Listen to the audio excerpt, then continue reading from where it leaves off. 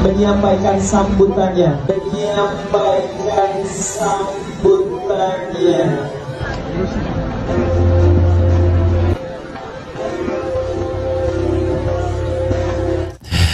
Ya, sahabat era sekalian, ini soal perilaku politik ya dari para elit-elit.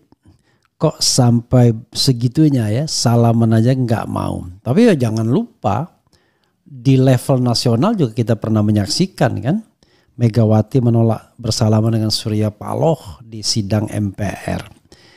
Atau Megawati yang tidak mau bertemu dengan SBY. Memang berat. Saya ingin mengatakan, they are all humans ya, hanya manusia biasa, ordinary humans ya. Jadi bukan malaikat yang tidak punya hati, yang tidak punya rasa. Tapi ini kan kebangetan, kan mereka tidak head to head sesungguhnya. Tetapi dari sini menunjukkan ya, kalau memang benar menolak bersalaman, ya kelihatannya tidak netral ya kelihatannya. Coba kita bacakan dulu beritanya ya. Kita bacakan beritanya dan kemudian nanti kita akan lihat. Ini menarik ya. Viral video Kapolda dan PJ Gubernur Jateng ogah salaman dengan Andika Perkasa. Ingat ya, kalau kita bicara tentang konteks Jawa Tengah ini, yang terjadi adalah berarti 3 orang. PJ-nya itu polisi, jenderal polisi, kemudian Kapoldanya udah pasti jenderal polisi, lalu calon dari partai penguasa ya, yang di-endorse oleh Kim, entah Kim Plus atau Kim Plus gitu, polisi juga. Andika Perkasa, jenderal TNI, mantan Panglima TNI. Luar biasa ya.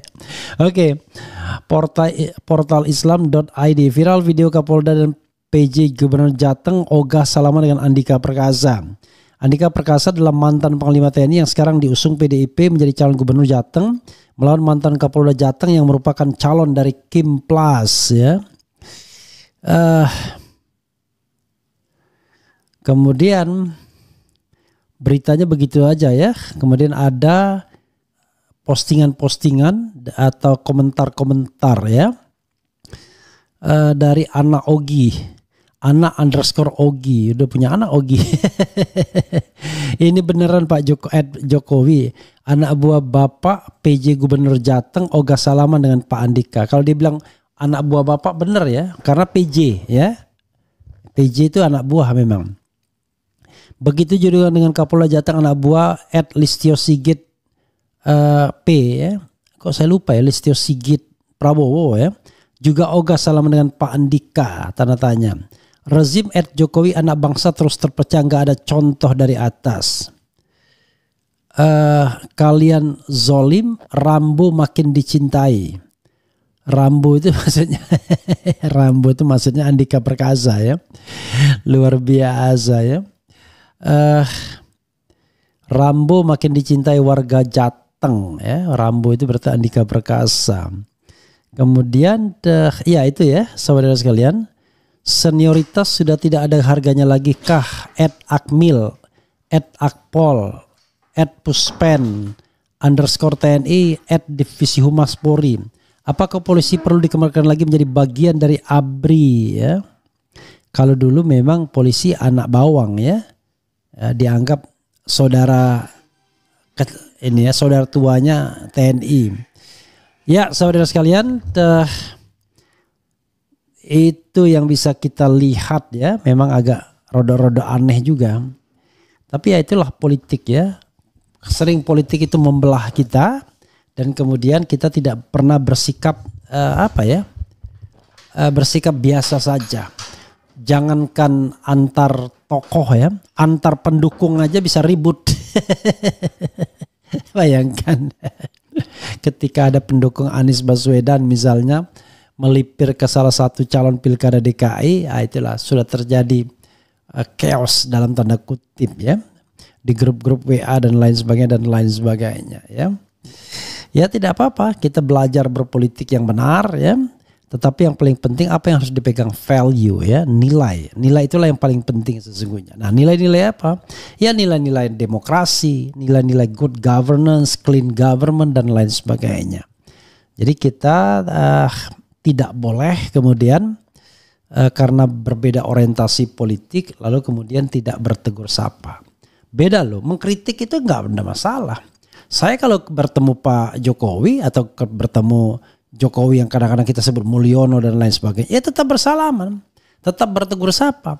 Tetapi adapun kita berbeda orientasi politiknya, ya itu sesuatu yang sunatullah saja. Kan tidak semua orang bisa sama.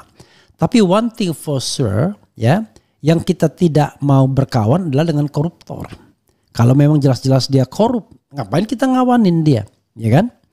Tetapi selama orang itu ingin berbuat bagi bangsa dan negara, ya, kemudian artinya kita tidak ingin bahwa perbedaan politik itu membuat kita kemudian sebagai sesama manusia jadi berjarak. Nah, tapi kalau dia korup, itu beda lagi. Perlu mendapatkan yang namanya social punishment. Apakah Pak Jokowi korup? Ya nggak bisa kita mengatakan, orang belum ada proses apapun. Diadukan Obedillah Badrun tidak berarti kemudian sudah ada vonis, ya. Jadi ada berlaku azas praduga tak bersalah. Begitu sobat era sekalian, ya. Kasihan juga Andika Perkasa, mantan Panglima TNI, ya. Rupanya yang dia dijuluki Rambo dia di sana. Dan sobat era sekalian, ya. Tolong jangan jadikan PJ itu sebagai, pintar juga ya Mulyono.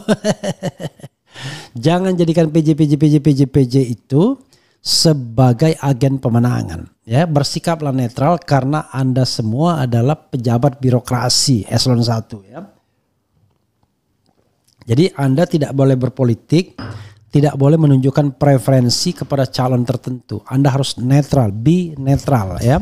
Ciptakan pilkada yang kondusif, pilkada yang menghargai semua calon dan memperlakukan semua calon secara equal, egaliter, ya. Nah, kalau tadi kita tidak tahu alasannya kenapa tidak mau salaman, terlihat betul tidak mau secara equal, ya, memperlakukan calon secara equal, egaliter. Kalau calonnya orang biasa tambah lagi, bayangkan calonnya mantan Panglima TNI aja digitukan. Luar biasa ya sobat era sekalian. Oke. Coba kita bacakan komentar sobat era sekalian terkait dengan tema ini, ya. Banyak tema lain yang menarik juga. Makanya saya kemudian kita ambil tema ini, nanti kita tema yang lainnya juga, ya.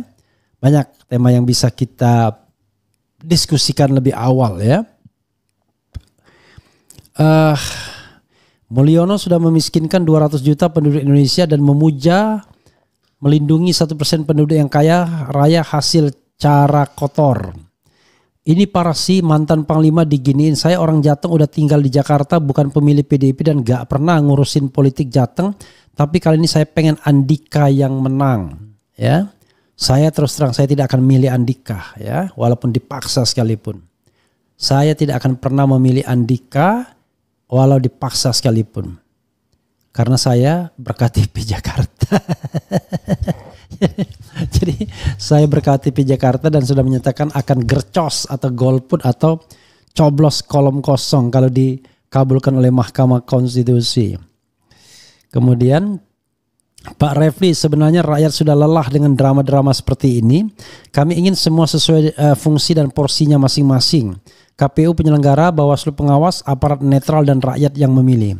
Begini bro, Guangkong Hul Hui, ya. Begini, yang namanya berjuang itu tidak boleh lelah, ya. Kalau Anda mengatakan rakyat lelah, ya kita nggak ngerti rakyat yang mana.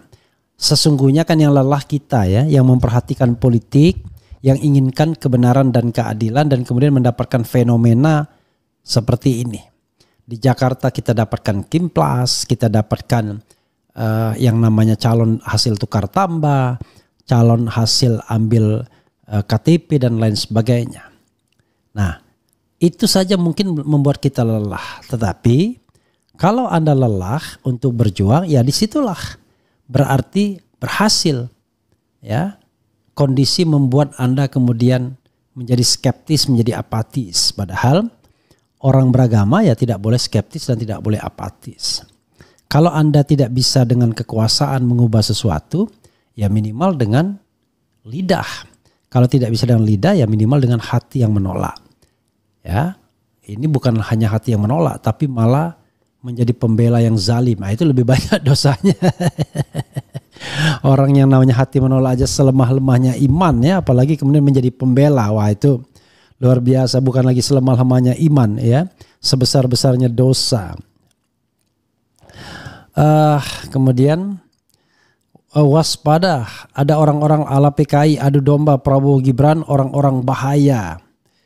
Kalau Prabowo Gibran merasa teradu domba, dia tidak punya kualitas kepemimpinan ya. Masa pemimpin dia adu domba ya. Dan kemudian terpengaruh lagi ya. Parah banget. Apakah benar mantan Panglima TNI dihina sama polisi? Apabila benar, di manakah anggota TNI apabila mantan panglimanya dihina? Ya, ini yang tidak boleh. Kalau ini menyangkut korps sobat daerah sekalian ya, bukan pembesar seperti Prabowo dan Gibran tadi ya. Orang arogan kayak Kapolda Jateng itu pas jadi gubernur pasti korupsi dan intimidasi. Nggak boleh juga ya. Andika pasti menang. Percayalah, orang tulus itu diangkat derajat oleh Allah Subhanahu wa Ta'ala. Anda kalau memenangkan seseorang ya, ada dua kemungkinan, menang benar atau menang dengan kecurangan. Nah, yang diangkat derajatnya oleh Allah Subhanahu wa Ta'ala yang menang benar, bukan menang dengan kecurangan. Karena itu menanglah dengan benar. Tapi untuk menang benar jauh lebih berat tantangannya, karena Anda harus menjadi pengawas ya, dan bisa jadi penyelenggara pemilunya, pengawas pemilunya itu sudah tidak netral lagi. Apalagi dia representasi dari misalnya kekuasaan Kim Plus gitu ya, saudara sekalian. Mentalitasnya masih tertinggal dibanding statusnya. Berat Andika menang di Jateng. M. Lutfi logistiknya kuat banget. Balihonya di mana-mana. Ada mulai dari Pantura sampai ke pelosok kampung. Ya, sekali lagi ya, dari mana itu logistik ya? Itu sendiri big question ya. Kemudian nah ini yang fitnah ya, nggak punya etika seperti Anies Baswedan yang melipir ketika Pak Prabowo ngajak salaman. Keliru bro. Prabowo yang tidak mau ngajak salaman. Anda jangan memutarbalikkan fakta. Kenapa? Karena dalam debat ya, dalam debat Prabowo kalah melulu sama Anies Baswedan. Tapi Anies berjiwa besar. Dia walaupun kalah hadir tanggal 24 April. Beda ya. Ini Anies Lonong ini bikin fitnah aja ya. Kemudian Katrok Kapolda dan PJ-nya norak menyala Pak Andika, semangat anak kolong, luar biasa ya. Mungkin kurang ngopi bareng Prof, mungkin ya. Berat Andika menang, oke. Kemudian hentikan bonekanya Mulyono sebelum si Fufu Fafa mengkudeta Mas Bowo, belum apa-apa deklarasi the next president. Kemudian ketika institusi keamanan negara TNI Polri dekat dengan kekuasaan dianak emaskan, maka ada kecenderungan berlaku arogan. Dulu di rezim Orde Baru TNI begitu jumawa karena anak emasnya Soeharto. Itu coba kita kirimkan ya, Sumpah Sabta Marga prajurit hanya untuk negara bukan untuk penguasa ya.